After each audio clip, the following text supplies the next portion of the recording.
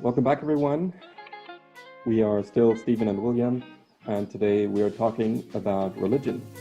We noticed in past episodes that mentions of God and faith has come up from time to time, just temporarily, but it's probably showed you that we have a Christian background, and we do consider religion a central part of our lives. I should be talking more in the first person rather than for both of us.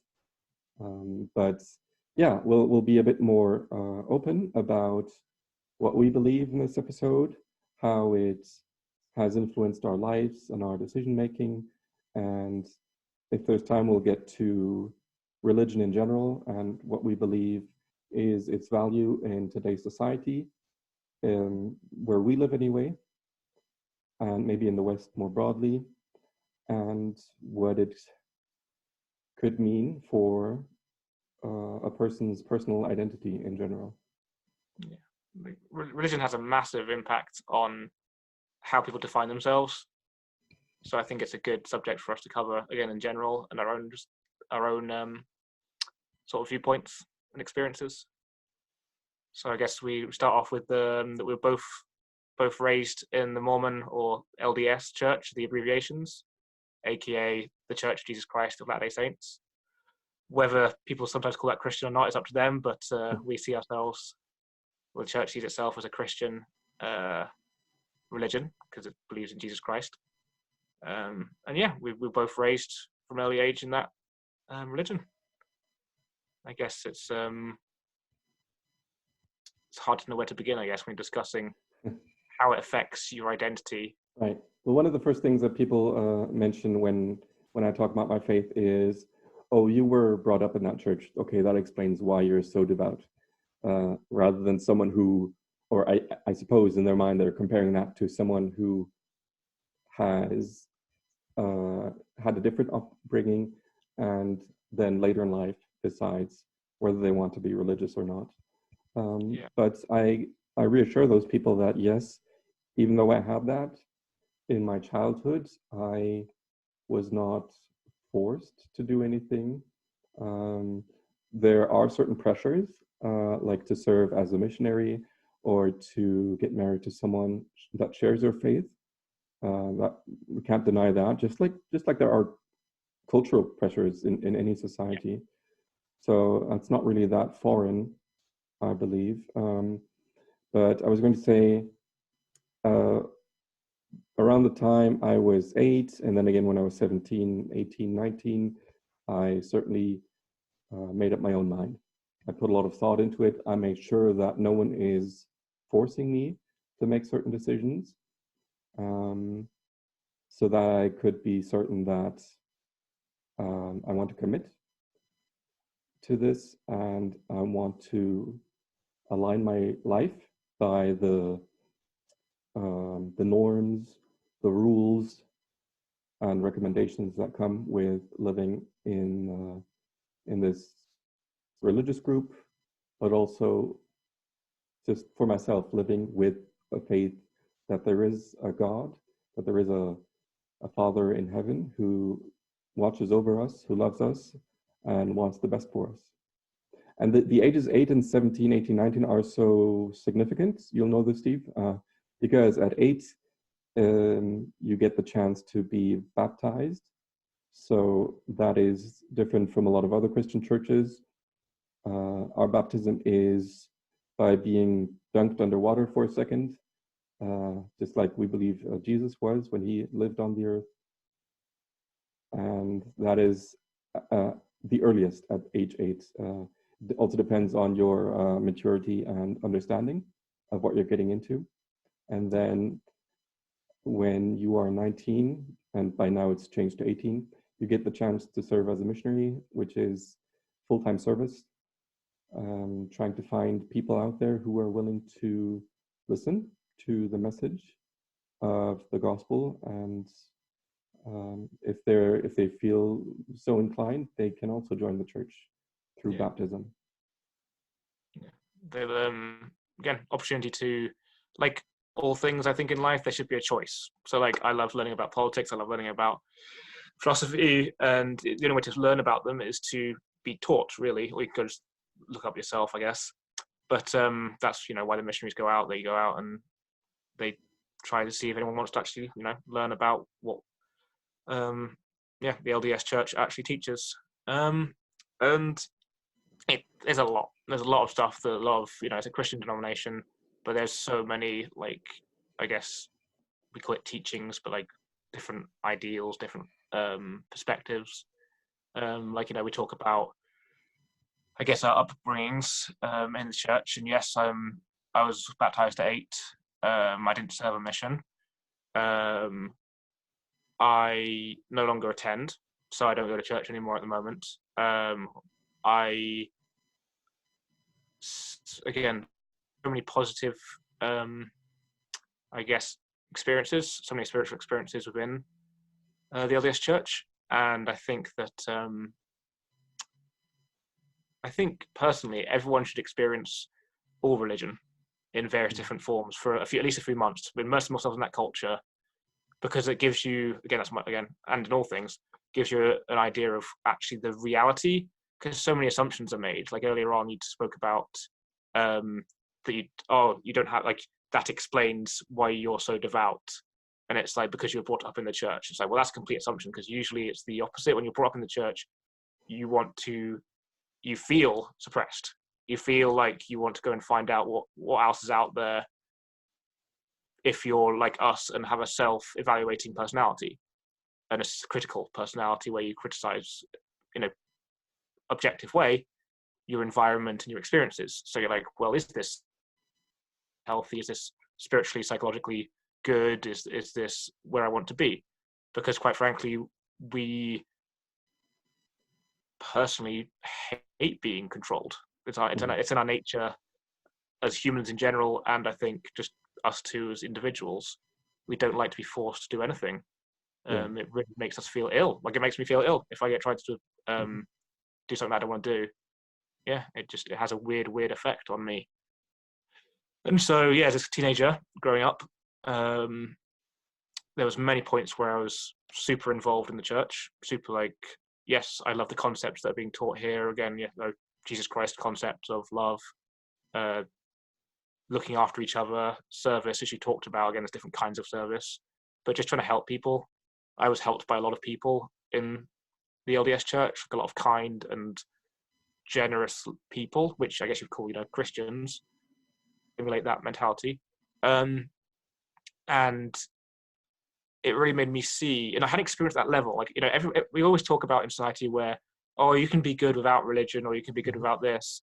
And that is true. I know so many more people outside the church that are actually probably better Christians than a lot of people inside most religions.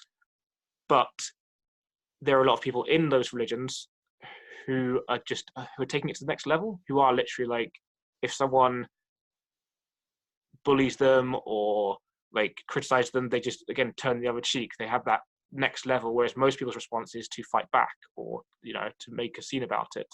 Those little things that don't seem like a big deal, but actually make a difference in our personalities. And I met a lot of people like that, where just were so loving and kind and would do anything for you. And that's because they had tried to emulate. They'd still be good people without it, but they tried to emulate a higher, I guess, niceness and kindness. And that made me want to emulate that to start off with. How about you? Yeah, I haven't felt bullying or control. Again, just certain pressures, but I've always had enough freedom to choose for myself whether I wanted to follow a certain trend or keep my distance from it. So there are lots of programs outside of regular attendance on Sundays that can help just give you a circle of friends or other support. It's that community, isn't it? That word community. Yeah. We try to have a community on all levels, not just the spiritual. So it depends on how much time you have. Some people can't even find the time to attend church on Sundays, and that's understandable because survival comes first. Yeah. But we try to be there for each other. Obviously, some people have more need than others to be supported, and so it'll take time for them to reach a stage in life where they can be there for others more. But we all do things for another in whatever way we can. I mean, sometimes it's just a phone call to be there emotionally for someone, to listen to them, to empathize. Sometimes we we physically serve by helping someone move. That's a common one. That's a popular one. Yeah. Or share secondhand stuff that someone no longer needs and someone else needs. So yeah, there's a lot of give and take. And in that sense, it's not much different from other circles or communities. But we also have that faith in common. Yeah. Again, it's good. It's I mean, we'll talk about it, I think, later about religion as a whole. But it's an interesting psychological and spiritual tool to have that higher focus together of a higher being to connect one another. Again, next level community where it can install even more passion and community into a scenario. It can, again, and it can't. It can divide. But again, all things, as we discussed in all the podcasts, really come back to specifics. We're making generalizations here, but the generalization is that everyone tries to get along and be loving and kind and actively loving and kind. Again, I think to me that's the difference between, because most people in society, at least in our culture, we don't actively talk and try to do, I guess, more positive things. We just do them if we feel like doing them, and if we don't, we don't. Like, that tends to be the sort of, if something bad happens, like, let's again example here, let's say someone's being mugged or whatever, it might be the first time you've ever experienced that, and so you don't know how to respond and you don't do anything about it. Whereas, it's a bad example, but in I guess communities levels of like a church or anything like that that's Christian, this again from my own subjective knowledge, is that you're trying to push to be ready for those things, so you actually go and actively help straight away. So it's not the Good Samaritan, I guess the parable of the Good Samaritan is a prime example actually of that, where so two opposing cultures that actually hate each other and at war, one of them goes and helps the Samaritan. Oh, no, sorry, I'm forgetting the parable. The Jew.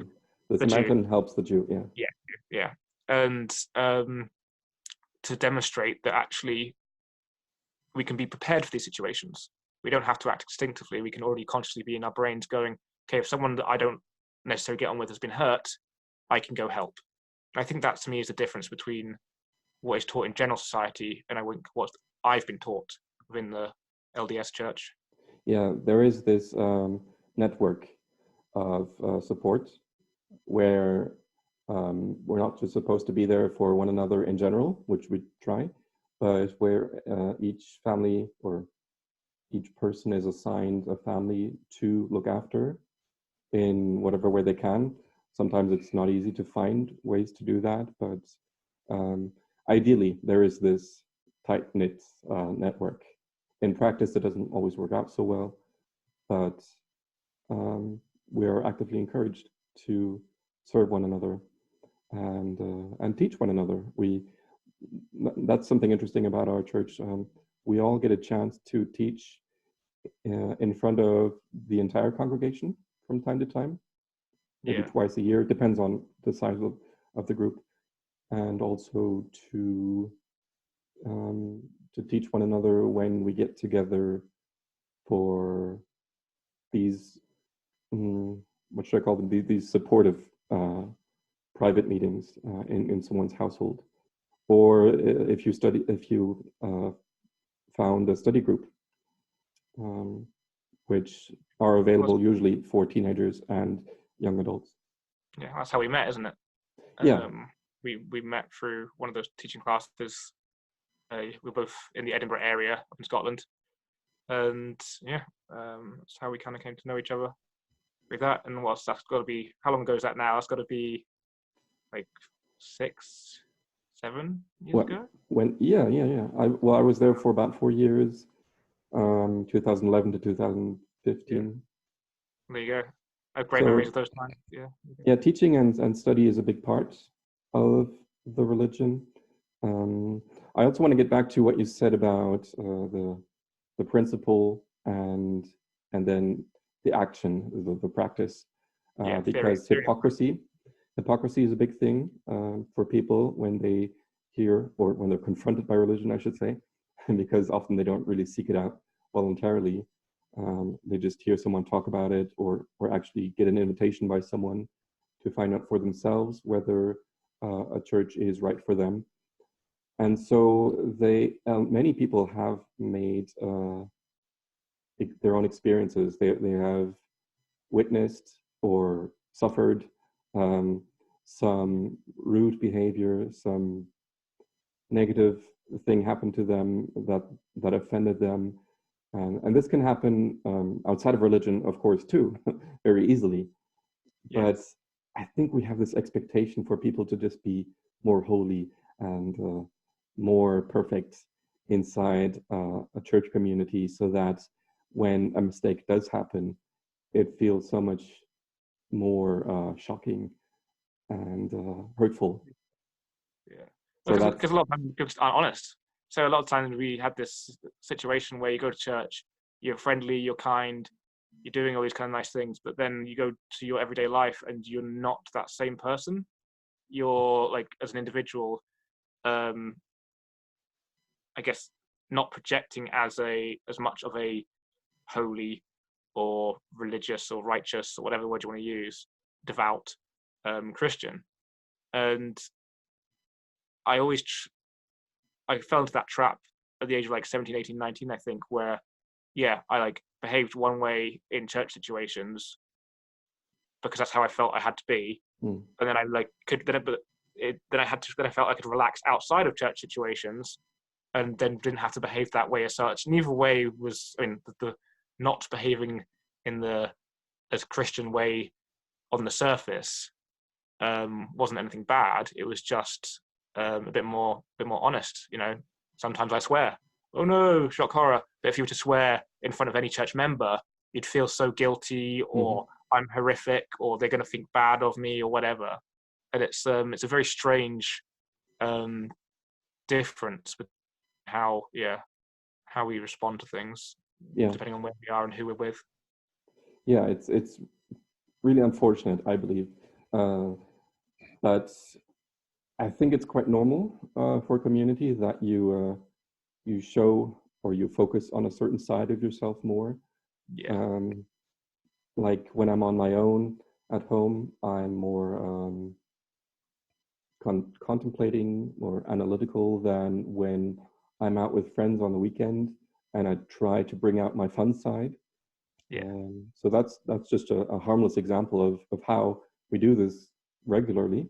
We have different masks or identities, but it's really not healthy to have a dual personality or dual identity if they stray too far from one another. So we actually put on nice clothes when we go to church, suits and dresses. Some people put in more effort than others, but that in itself is something that is tricky. It's supposed to encourage good behavior, or I don't know, being more. It's supposed to, like, so you don't focus on the clothes. So like, if everyone's just wearing the suit, jacket, tie, and all the women are just wearing like dresses, then you're kind of, again, it's a uniform. It's you focus on other things instead. If I come in and that's the mentality, I think, is that if I come in wearing a big t-shirt that has a massive slogan on it or whatever, then people are going to notice that more and pay more attention. I think that's part of the philosophy. Personally, I hate it. I don't think it should be any different whether you wear that or you wear a shirt and tie. Like, I get it. I get the philosophy. I get the ideology of it. But again, it's very much, again, thing. What is smart and what is not smart is very much seen as cultural. So Right. like, And there are what is it? cultural norms as well, like on the Pacific Islands, men That's what I wear was. this, yeah, you thought the same thing. Men wear this Yeah. skirt, whose name I've forgotten, and that is, I suppose, a bit of formal, because that's very common to wear to church there, in places like Tonga. So yeah, this factor of what you wear can be divisive, um, kind of like it is in society in general, how you judge people quickly by what they wear, how they present themselves. But another reason I heard for it is to show respect. And this is something I personally don't feel much of. But some people think that when they put effort into what they wear and wears these more traditional fine clothes, then they are somehow more prepared for setting the mood in church, to be respectful of God and the setting you're in. Yeah. For some people, that is what they feel. I've asked around a bit because I don't like just the assumption being out there without any substantiation of it. But for me personally, it doesn't really do anything. I remember even when I turned 12, there was some pressure put on me to start wearing a tie, and I hated it. Yeah. But I got used to it, and I thought, okay, I should concentrate my rebellion on more useful things, or things that mean more to me than just a fashion choice. So I just go along with it to not make a fuss. But Yeah. personally, I don't put much stock in it. Yeah. Again, it's, either way, it shouldn't matter. This is the hardest part about, again, whether you follow to the letter wearing shirt and tie and think it's the completely right thing to do for various different reasons, or you think it's completely the wrong thing to do for various different reasons. You're already focusing on the wrong thing. You shouldn't be like, if you're being trying to be a good Christian or whatever, you're already focusing on like the attire. Either way, just wear it, get on with it, and like that sounds like blind faith, but actually, because you've realized it's more important about the internal. Am I a good person? Am I kind and loving? It's almost like if we criticize someone for going to church and wearing all the smart ties and whatever else because they feel that's the right thing, which already showing that we're almost being a hypocrite ourselves because we're just too busy focusing on the outward appearance ourselves. So we're doing what they're doing. We're just mirroring the behavior just from the opposite of the spectrum. Which again could be talk about for ages about the different philosophies, whatever. But if you just bring it back into again what truly matters, and hopefully as a Christian, that should be loving and being kind and happiness. Because again, this is a fascinating thing. There's so many, like the LDS Church has so much philosophy, so much perspective, so much scripture, so much debate, so much discussion, and amongst all that, often we can get lost in that stuff. I think all religions do, and in general, I think, where we get these religious texts, and I think that there's so many positives, and I probably should focus more on those as well of my upbringing in the LDS Church. But just one of the sort of struggles is that the ideology of love and like compassion and empathy is often drowned in philosophical debate or religious debate, or what does this mean? What does that mean? And it's like, well, what did you do today that was, Christ-like? Well, if Jesus Christ is your hero or your like who you want to emulate from the New Testament point of view of going and doing kind things for others, well, how did that go this week? Discuss that for 3 hours or an hour or whatever. Whether, or and there's both having good philosophical discussions is important as well. Mm-hmm. There's a lot of in religion, a lot of need for that around again sacred texts and what they teach, but there should be more of a balance, in my opinion. There should be more of a meeting in the middle. Yeah, it shouldn't be too abstract. How those things relate to your ability to do good in modern society, because what Abraham or Moses did thousands of years ago might be important to a degree, but does it have any sway on what we do from day to day in our society? Maybe, maybe not. Again, that's a discussion for another time. But does it have any point in how to do good and how to be kind to one another? Right. Another question I have is about something similar to the fashion aspect, and that is, how are we doing on the inside? So emotionally, mentally, people want to present themselves in church like everything is fine and dandy, and I'm not sure why they do it.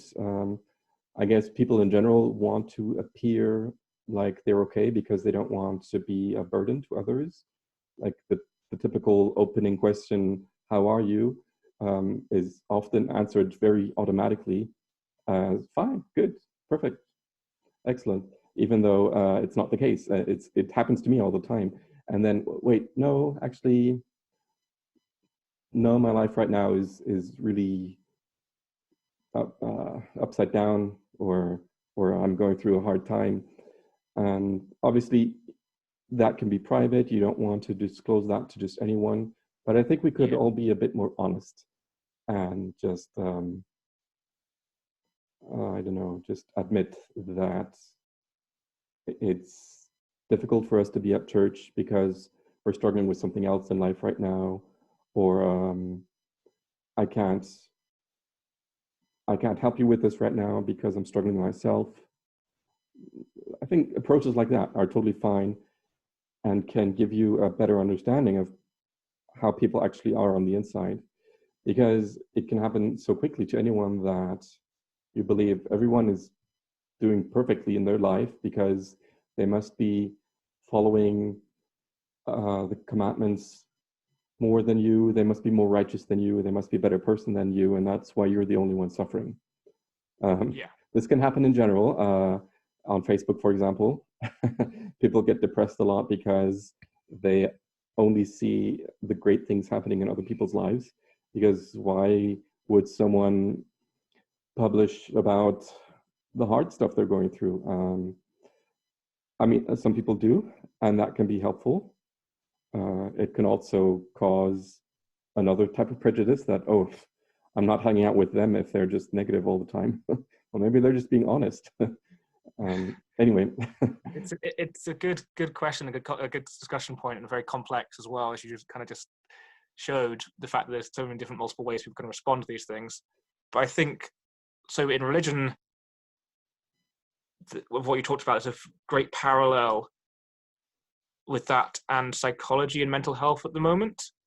So again, this is my own personal views, but you talk about, again, being able to be honest about an emotional situation that's difficult, or just even talk about a little bit about it. You don't need to open up completely, because it leads to isolation if you don't.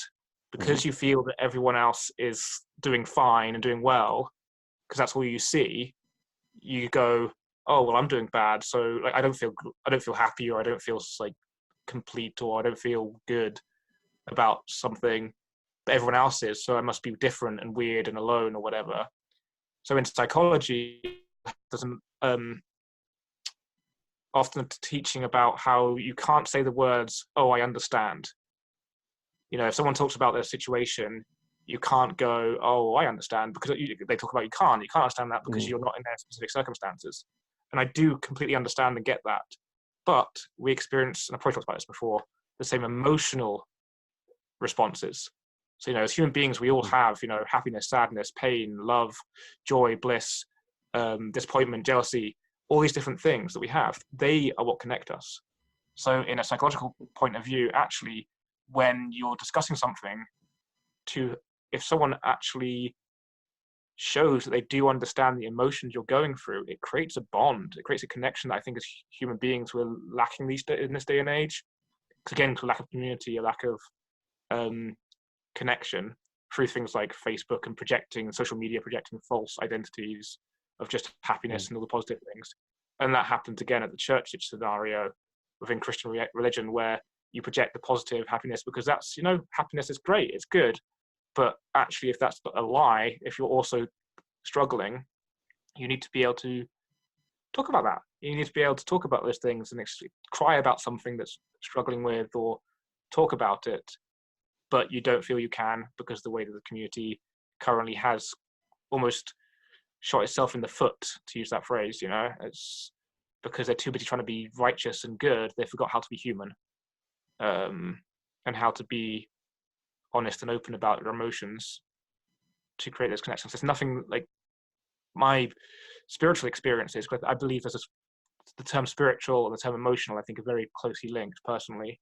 Mm-hmm. And I think when you have an emotional experience with someone, whether you bond, again, through hard times or good times, it creates a spiritual bond. And I think that's probably what church actually is designed for. We talk about this going through a meeting in a church, Mm-hmm. and we talk about community, is that I think the foundation should be built on emotional connections. And again, not everyone can. It's difficult for people, but again, over time, you can facilitate that. So I can understand totally why you've struggled. Well, I've struggled with it as well, and why it's difficult in the Right. past for you. Yeah, that's true. Some people believe that they can just sit in their garden and meditate and get the same spiritual experience and just connection to God as in church, but that community aspect is huge. Because even if you are experiencing only positive emotions, there's plenty of opportunity to serve others who are not. So Yes. sometimes you're more a taker, and sometimes you're more a giver, and both are needed. All right, so we talked about social and emotional and psychological aspects of church and church community, but is a church just a club, just a society that people go to share experiences, to be there for one another, or is there actually another layer to it that makes a bond between a person and God? You earlier mentioned something about taking it to the next level, and I believe you were talking about Christian principles motivating you to be there for others rather than just common sense and empathy. So what is this extra level, if there is one, that makes religion and faith so important to us and other people, that goes beyond it just being a club or a unity, a union of people? I guess the obvious answer is trying to know your place in the universe. That's why people do it, I think. Mm-hmm. Where people, again, whether you believe it's true or not, or whether you believe something like, because again, we could go into a massive debate about all that. Yeah. No matter what the discussion point in that respect is, I think people, to answer the question, a lot of people need to have something to ground them in this massive universe that we live in.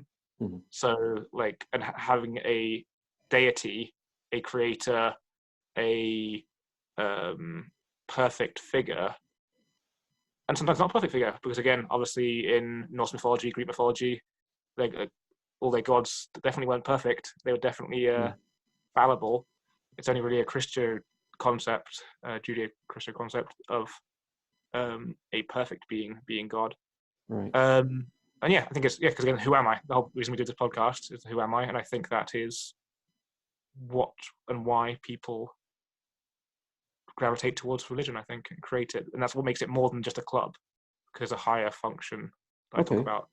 Okay, so if I think of the Maslow hierarchy, often shown as a triangle or a pyramid, you are talking about the human need that goes beyond immediate needs like shelter, food, clothing, and what comes after that? Friendship, community.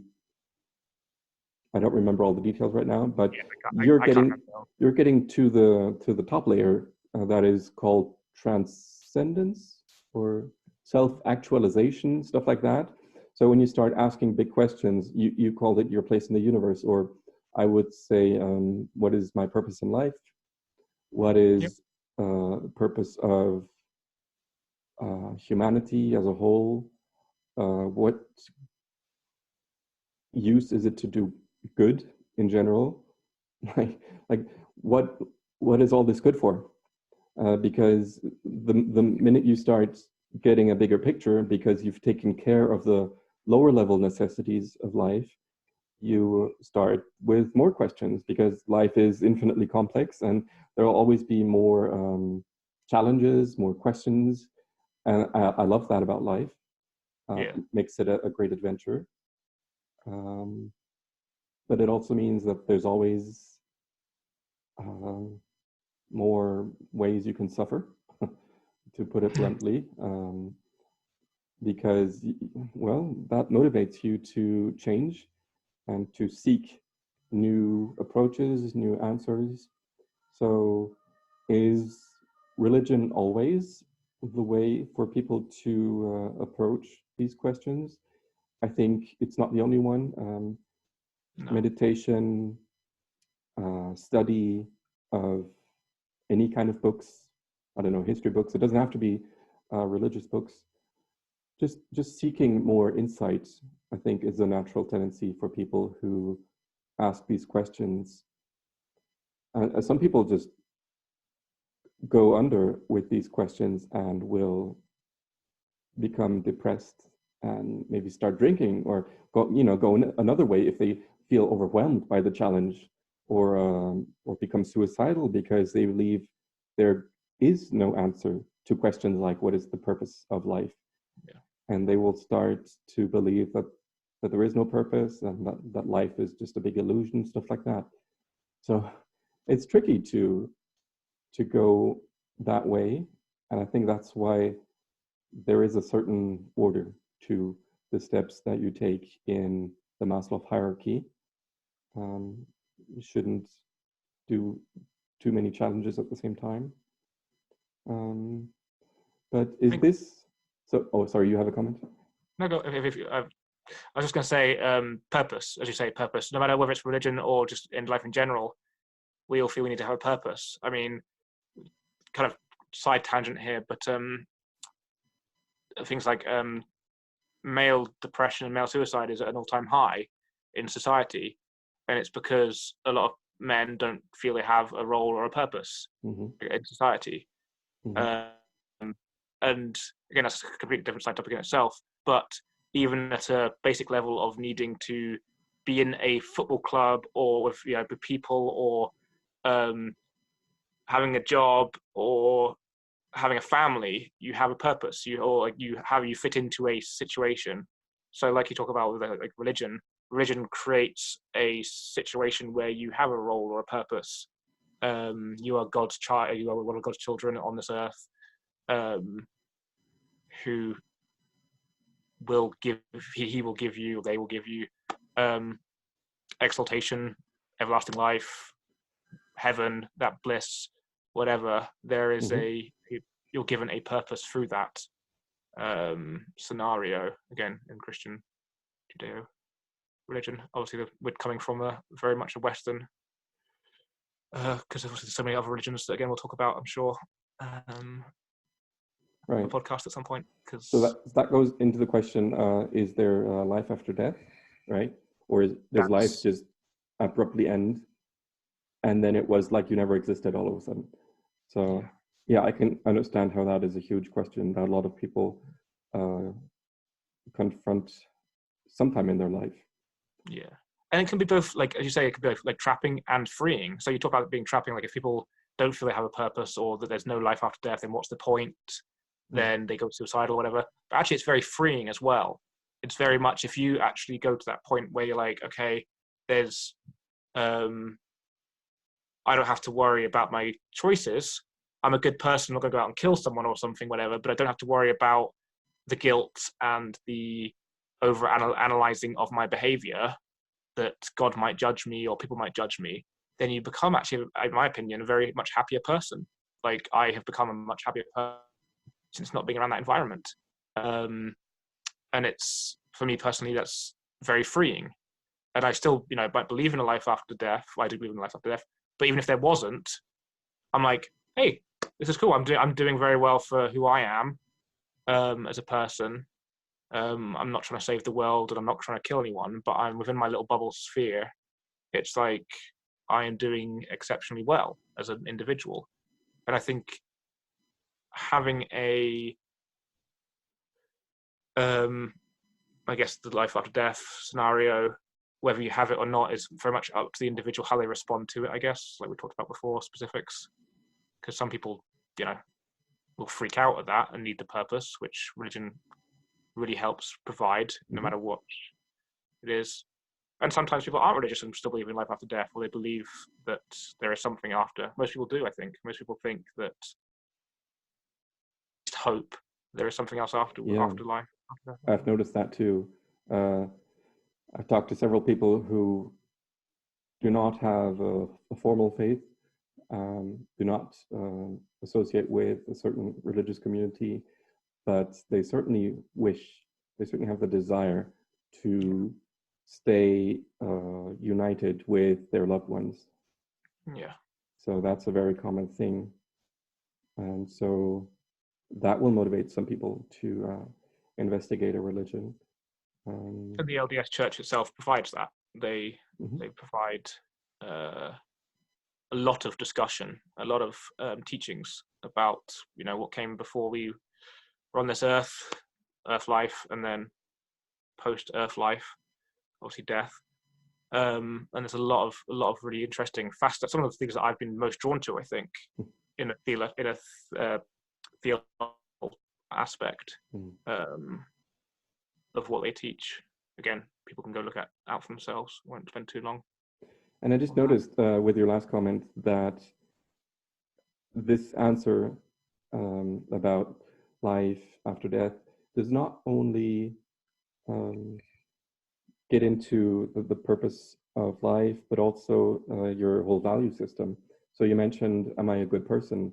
And then apparently, I haven't thought this through, that's why I'm just noticing it now. Apparently, the answer to what is my purpose in life, or of life in general for humanity, will also give you an orientation of what should I be spending my time on, my energy, how should I treat myself and other people, and am I doing well in life? Because it's, a goal sets a path that leads you to that goal. So it's not just a thing about what happens at death or thereafter, but what leads up to that point and what should I be doing before.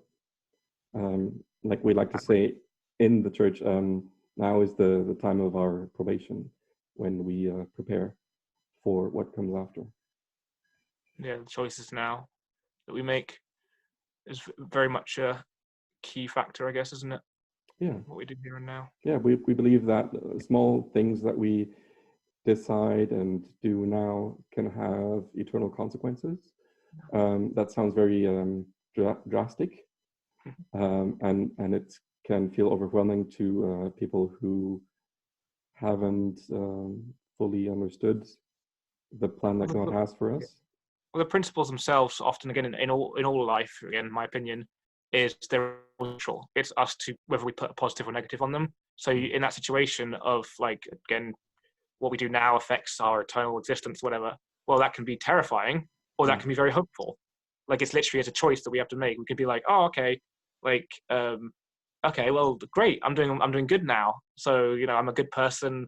I'm doing well. Often we always seem to jump to the negative. This seems to be a cultural thing or a human thing, where we just go, oh, I'm not as good as I should be, or I'm terrible, or I stole a sweet last week, or whatever, and now I'm going to hell. And it's like, okay, well, that's a bit of a dramatic negative that we seem to just default to often. And actually, when we think about things in a broader sense, then if we looked at them objectively, we'd realize how well we're doing and wouldn't have to fear, wouldn't have to worry. But I think because we've spent so long, again, in the church and life in general, focusing on what we should be doing and not actually how well we are doing. Right. Yeah. I think that has a massive impact on the psychology. And I think a lot of the negatives that the world sees about religion and spirituality are much a reflection of humanity's ability to jump to a negative before looking at a positive, I think. Because in the community, in the church, in whatever, we all do. We all seem to just jump to the negatives first. At least that's my observation. Yeah. and when actually the things aren't negative, they just are, and it's up to us as individuals to, which takes again time. It takes decades, it takes years, it takes a long time to make those realizations and concrete them in our behavior. Yeah. But Usually long after we've already raised children and handed off yeah, those false beliefs to the next generation. yes. And again, it comes back to Um, the who am I? Again, all these things we're talking about, they help us to explore who we are as an individual, as well as a culture and community. I just thought of something philosophical having to do with what you said. Um, I do want my decisions to matter. I do want there to be consequences. Otherwise, I would probably lose all motivation to make any decisions. At the same time, I don't want there to be too strong of a consequence. I don't want the judgment about my decisions and behavior to be too stark. I want to be judged more by my intentions than my actions because somehow this life is created in such a way that there is a huge gap. And some days I wish my actions were one-to-one aligned with my intentions. But then again, there would be no room for mistakes or progress. So you can see how there's this huge setup necessary to make freedom of choice possible, but also not fatal. And I believe that the LDS Church has an amazing take on this problem. It's not complete. It doesn't answer all the great philosophical questions that people have had through the centuries, but for me personally, it helps me with questions like free will and what should be the norms and the maxims of a society, and is there a need for an authority, like in this case, a god. So I don't know how deeply I should get into that, but we could talk a whole episode about stuff like that. Yeah, like it's so like when I talk to people about religion and stuff and talk about my background, I often tell them I'm like if you ever want to explore yourself through a microscope, go to the LDS Church. Like if you ever want to go and learn something that will give you a new insight, something new, something deeper than what we kind of generally experience through life, then as I say, go spend 2 months, 6 months, a year living that lifestyle and learning what is taught there, because I'm such a deeper, more connected, more loved human being because of what I've learned from the LDS Church. Like there's all the experiences, whether positive, again, whether they were come across as positive or negative, as a whole, my personality, who Stephen is 1,000 times better just through being through that experience. And again, whether you believe in the every single principle it teaches, or the hierarchy, or the some of the traditions, whatever, all that aside, it is just so much better in my opinion, for a person to go through an experience like that with what the LDS Church teaches, again, about our place in the universe. It's quite incredible. Yeah, we have some amazing philosophical discussions. Yeah. And the approach can be quite different than what we're used to from science and scientific philosophy. But as you were talking, my mind just skipped to a negative interpretation of what you said, just like you said earlier. And I just want to cover it a little bit in case anyone else had the same thought. So maybe you can clarify. It just sounded to me like a scary thing that our church could be one of those crazy religions you sometimes hear about. I don't want to name any names, that psychoanalyze you all the way through and through and want Okay, to I break meant you as an down. yeah, I meant as an individual. So like, if you want to. So again, no matter what you do in life, it's your choice in most Right. situations. So when you go to, let's say again, the LDS Church, they won't do it. It's you yourself. You know, like, Exactly. Yeah. yeah. Sorry, I should have clarified that. It's not like they're gonna. No, it's Yeah, fine. It's fine. I agree with everything you said. It's just yeah. I mean, from I an cause individual point of view, if you I want to learn more about yourself, yeah, it's entirely voluntary, and you set your own pace. How much you definitely. want Oh, to yeah, delve into your psyche, your fears, your past. There, I don't really feel a pressure to go into that. Actually, I feel our lessons are often too superficial and yeah. not personal enough. Yeah, I meant it's a natural process just by being in the Yeah, community. Again, I wasn't explicit enough. It's like it's not like, yeah, you sit down and you go, okay, today I should psychoanalyze myself in this way. I just mean in general, yeah. So I didn't clarify that, so I apologize. no, But yeah. but just by being in that setting, There's no brainwashing. There is no breaking you down and destroying you so that you can be built up properly from the yeah, beginning. There are sometimes opportunities, and again, voluntary, to speak to a leader. So we call them bishop, uh, uh, the the leader of the congregation, and to reflect. So yeah, he might ask personal questions about how you're doing in life, and it's just an opportunity for you, if you want more support from the church, to open up about it. So I like this, that you don't have to be totally proactive, that yeah, some people need a nudge and encouragement to even ask for help. It can be very difficult for some people, yeah. including me.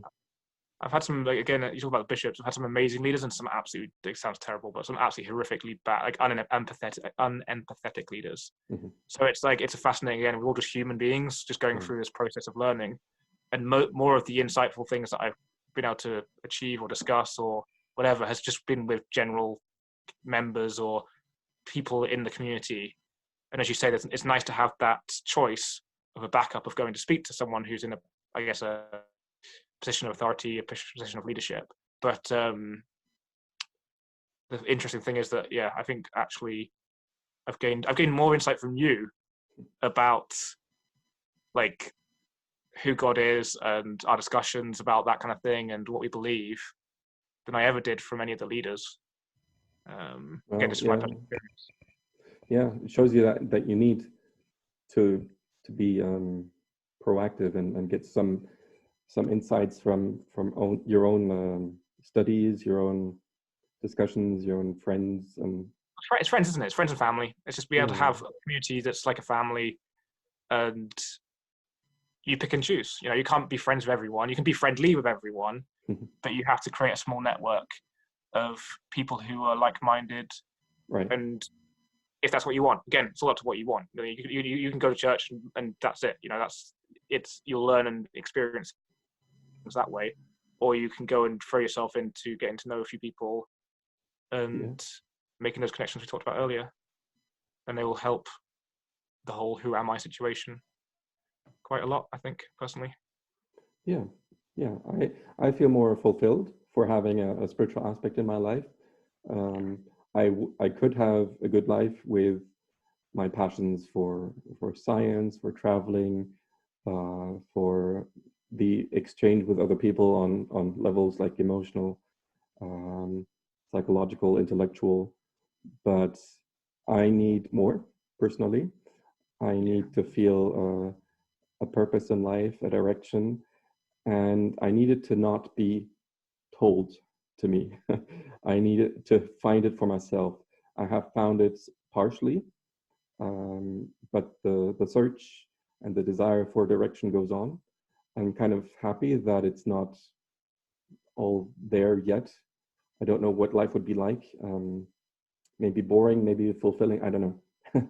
I'll see when I get there. Um, yeah, but this religion is really good that way.